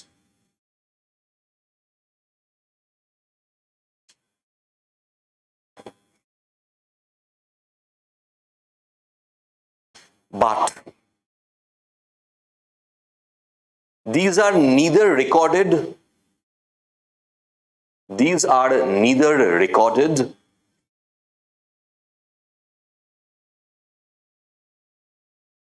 nor recordable quantitatively.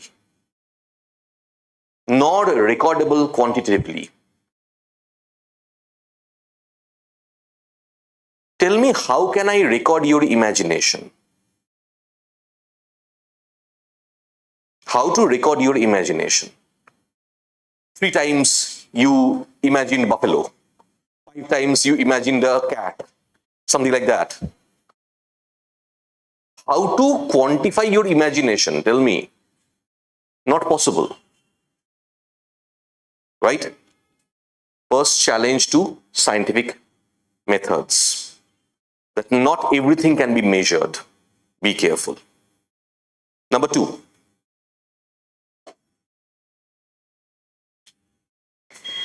Positivism ignores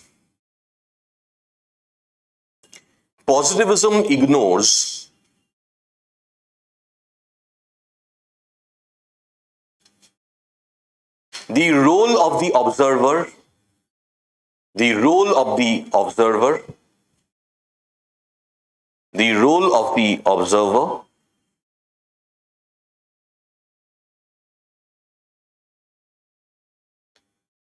in the study.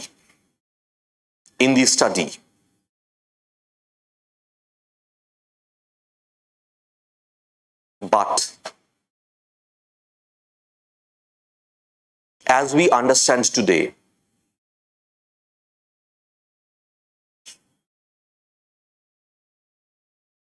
it is the observer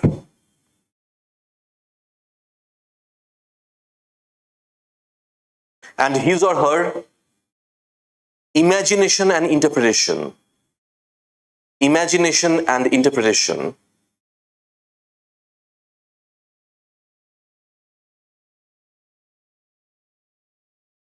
which gives us the true picture of the social reality.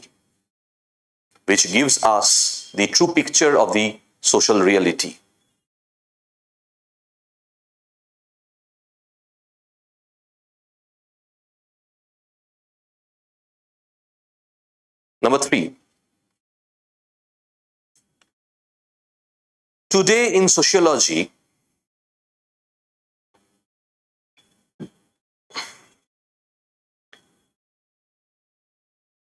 We prefer the deductive approach. We prefer the deductive approach. Deductive. D-E-D-U-C-T-I-V. Deductive approach. Where the researcher or the observer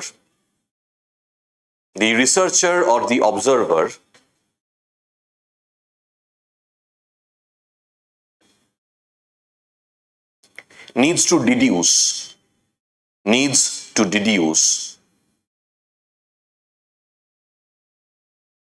or infer the result, I-N-F-E-R, infer the result. Inference, from the word inference comes the word infer. Infer is a verb, be careful. Infer the result, put a full stop.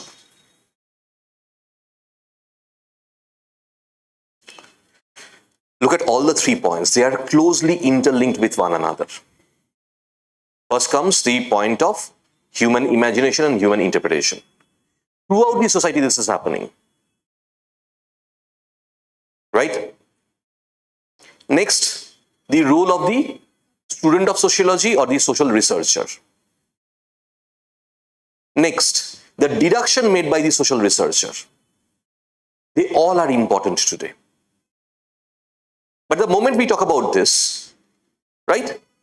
Tell me about the subjective understanding of the researcher.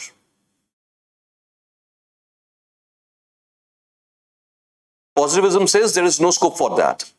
It has to be objective, value neutral. By being value neutral, can we actually draw the true picture? Let me talk about a particular way of marriage among the Nagas in India. Okay? How many types of reception have you seen at the time of marriage? How many of you have attended any marriage? Marriage of your friend, marriage of your elder sister, elder brother, younger brother, doesn't matter. Younger brother's marriage you may not have attended yet, but elder brother's marriage obviously, right?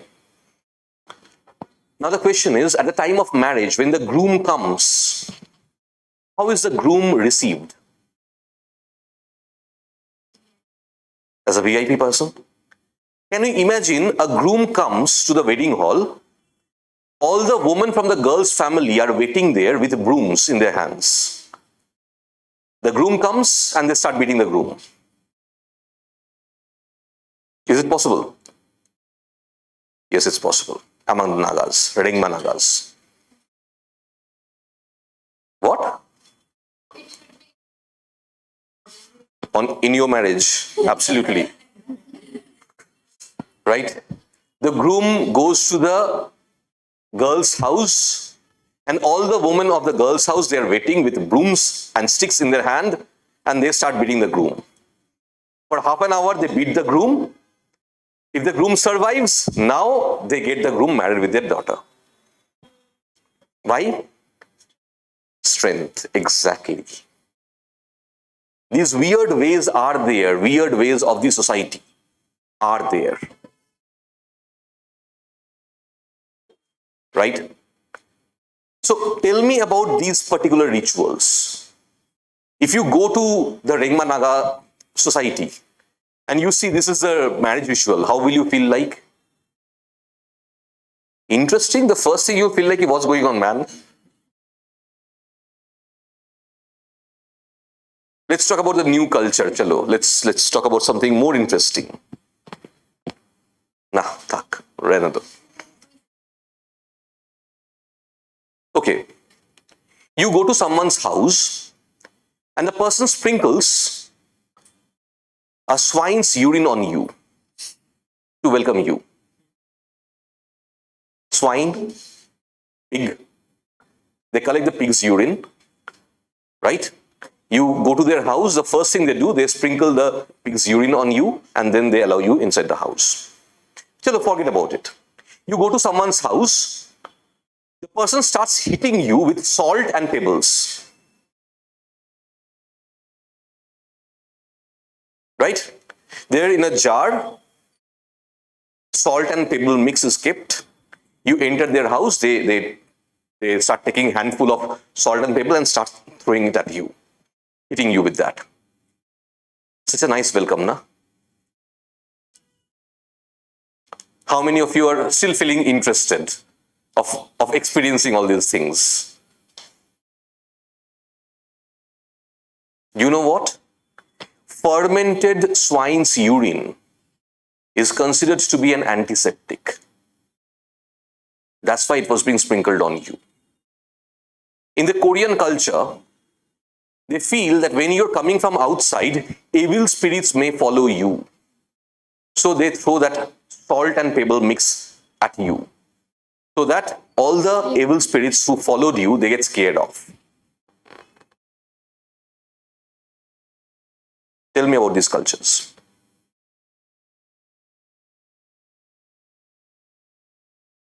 Now tell me about a social researcher who's going to these cultures for the first time and they're looking at these things. What would be the reaction? Shock and awe. What's going on? Right? But they all have logic. Logic of that particular society.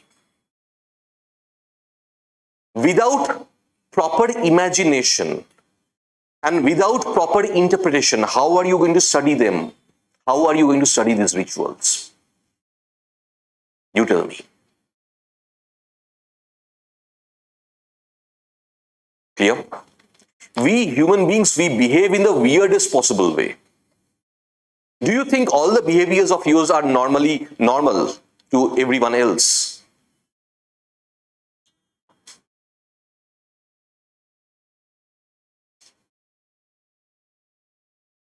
How many of you are vegetarians? Only one person raised a hand.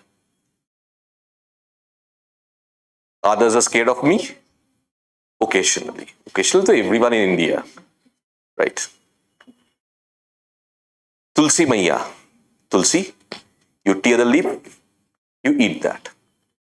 Someone comes, tears your finger, starts eating it. How will you feel like?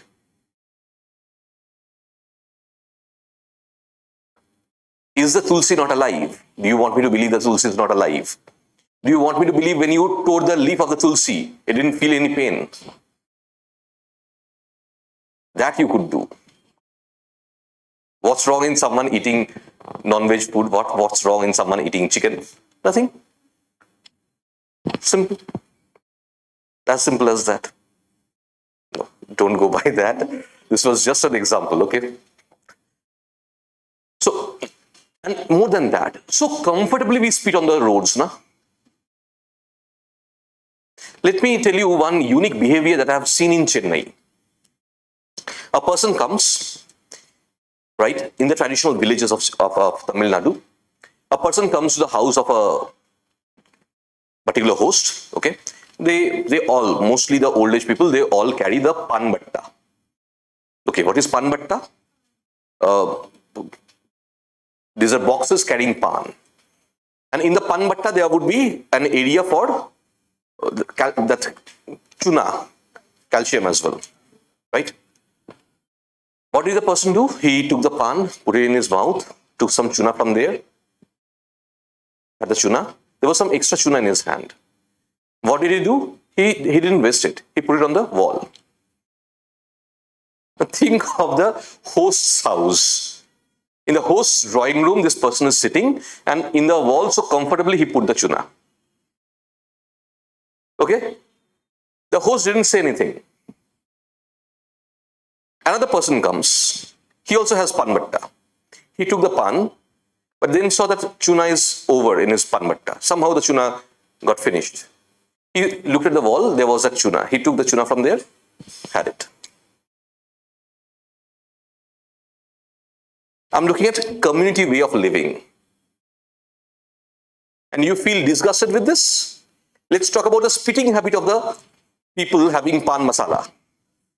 They'll open a packet of pan masala, put it, and then they'll spit everywhere, painting the whole city. Nah? Aren't these behaviors weird? how many boys here in the class have peed on the road? Tell me. Childhood days? Maybe yesterday. Not in Hyderabad, because the kind of population is here in any city, in any major city, you try to pee on the road, someone else will come. What are you doing here? Right? So maybe not in the city. You go out of the city, on the highway, traveling on the road, you will stop the car and you will do that thing. Tell me about these behaviors that we Indians have. You think they are okay? Clear? On one hand, just imagine that behavior of that tuna that I was talking about among the people of rural areas, especially in Tamil Nadu, that I have witnessed. That's one of the most community way of living that I have ever seen. They know that someone else would also come who will be having the pan, right? And he or she may not have the tuna, so he kept the tuna there. That's social sharing, ma'am. That's what I'm looking at, essentially. At the minutest level, that's also social sharing. Clear? On one hand, this is India, where a community way of living is also there. But at the same point of time, so many nuisance is also there. Spitting on the road, peeing on the road, and all that thing. That's also there, right? What do? We put the photos of gods and goddesses on our walls to stop people from peeing on our walls. That's what we do. If you put the photos of gods and goddesses, people will not pee on that, at least. That's the kind of people we are. You go to any temple, any gurdwara, any mosque, there is high level of chance that your shoes or your slippers may be stolen.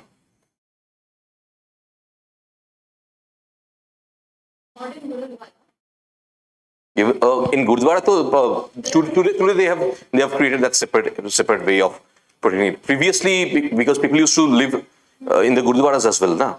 So that thing was there in Gurdwaras as well. This practice of shoe keeping in Gurdwara that you're looking at, it started from 1990s onwards, not before that. Okay? So now tell me, that has also become a part of seva, na? Today, keep maintaining the shoes and all. Anyway, let's come back. So tell me about social behavior here. Next, point number 4. It's not over yet. Let's write them.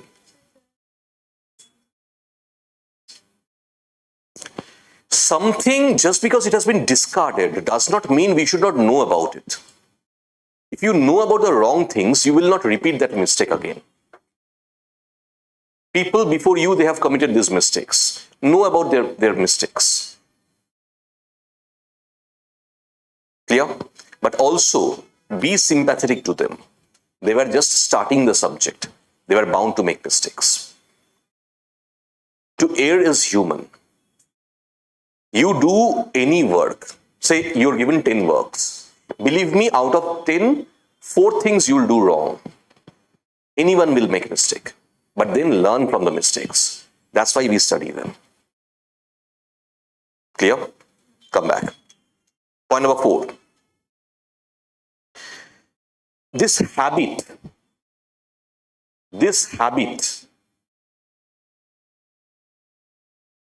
of the positivists,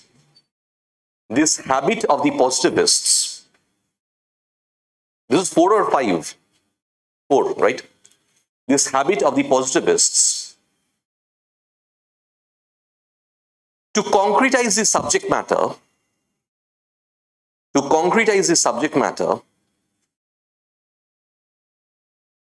comma, to reduce the level of difficulty, to reduce the level of variability,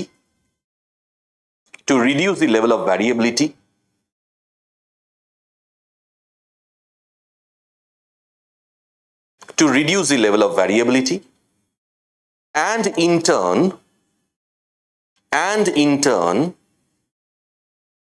to reduce the level of complexity. To reduce the level of complexity.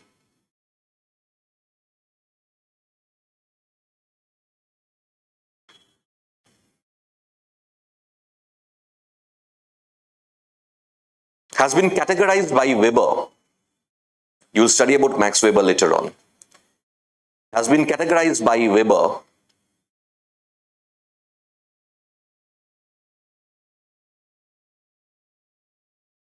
as a reductionist approach. As a reductionist approach. As a reductionist approach. Put a full stop.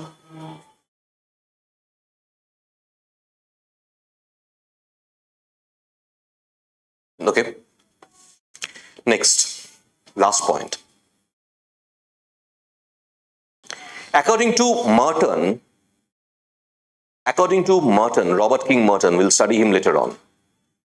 According to Merton, M-E-R-T-O-N, Merton, according to Merton, sociology is too young. Sociology is too young a subject.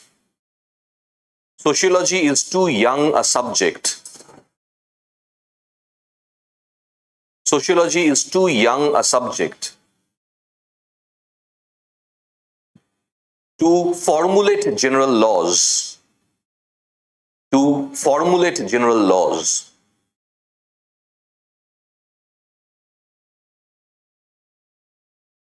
And we should not forcefully try to do so. And we should not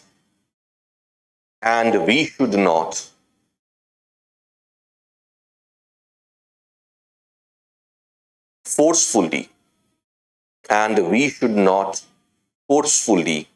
try to do so. And we should not forcefully try to do so. Put a full stop.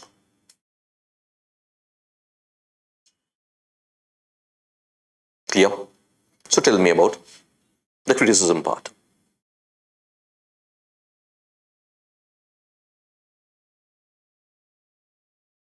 There is a particular reason why I focused on positivism so much. The reason is, the moment I'm going to start the next topic, my next topic, from tomorrow onwards, I'm going to start with Emil Durkheim. I mentioned in the group, today I had actually 3 targets. To finish this, to revise this, then to go for previous questions, then to start with the thinkers, right? Today I couldn't, but tomorrow obviously I'm going to start with the thinkers. Right? At first, obviously, I'll go for the previous questions. Always go for the previous questions. Never ever ignore them. Right? So, once I start with the previous questions, then I'll go for, once I'm done with the previous questions, I'll start with the thinker, Emil Durkheim.